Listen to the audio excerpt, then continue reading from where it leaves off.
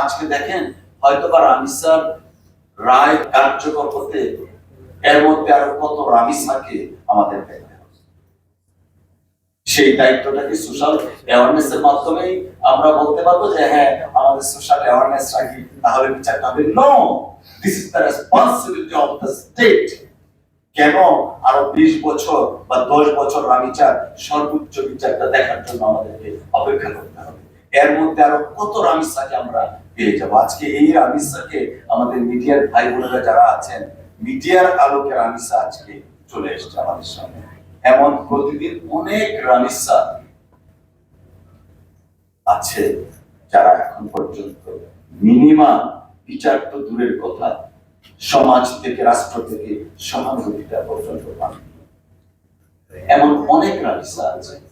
আমি মনে করি সংশ্লিষ্ট মন্ত্রণালয় যারা আছেন অনতি বিলম্বে ন্যাশনাল টাস্ক ফোর্স একটা গঠনের মাধ্যমে national commission for child protection গঠন করে ফার্স্ট ট্র্যাক ইনভেস্টিগেশনের পাশাপাশি ফার্স্ট ট্র্যাক বিচার ব্যবস্থা স্টার্ট ফ্রম দা আর্গুমেন্টস ওই জায়গা থেকে শুরু করে হাইয়েস্ট কোর্ট পর্যন্ত করা যেতে পারে, এবং সেটা যদি রাষ্ট্রের সদিচ্ছা থাকে তখনই সম্ভব হবে।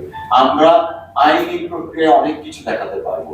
আমি একজন আইনের ছাত্র হিসাবে অনেক কিছু আছে, আইনে ডাইরেক্টরি আছে, অনেক কিছু আছে যে 30 দিনের মধ্যে বিচার করতে হবে।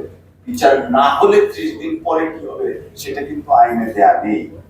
তো আমাদের এই বিষয়গুলো যদি অ্যাড্রেস এখনো না করি, আইন মন্ত্রণালয়ের এখানে একটা বিশাল ভূমিকা আছে, ঠিক তেমনি ভাবে সংশ্লিষ্ট মন্ত্রণালয়ের একটা ভূমিকা আছে।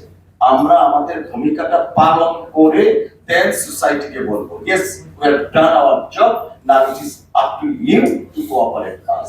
We cannot push the society, please do it, we will welcome it. No, take a responsibility আমরা আগে দেখতে চাই। দেশের মানুষ প্রত্যাশা করে রাষ্ট্র পরিচালনায় যারা দায়িত্ব পেয়েছেন তারা এমন একটা উদ্যোগ দিবেন যে উদ্যোগটা কার্যকরী হবে, নট পলিটিক্যাল স্টেটমেন্ট। আমরা বাস্তব কাজ দেখতে চাই, প্রায়োগিক দেখতে চাই। আজকে রামিসার যদি 30 দিনের মধ্যে ওনার এই অফেন্সের জন্য শাস্তি হয়, এটাকে লোয়ার কোর্টে মানুষ দেখতে চায়, হাইয়েস্ট কোর্ট থেকে কবে সেটা পূর্ণাঙ্গ রায় হবে। আজকে তনু হত্যা বা অনেক, আমি কয়েকদিন আগে একটা পত্রিকা দেখলাম কি ও সোনার কি নাম চাঁদপুরের সিরিয়াল প্র্যাকটিস 12 বছর আগে তার ফাঁসি দণ্ড হয়েছে, এখন পর্যন্ত সে জেলখানায় আছে।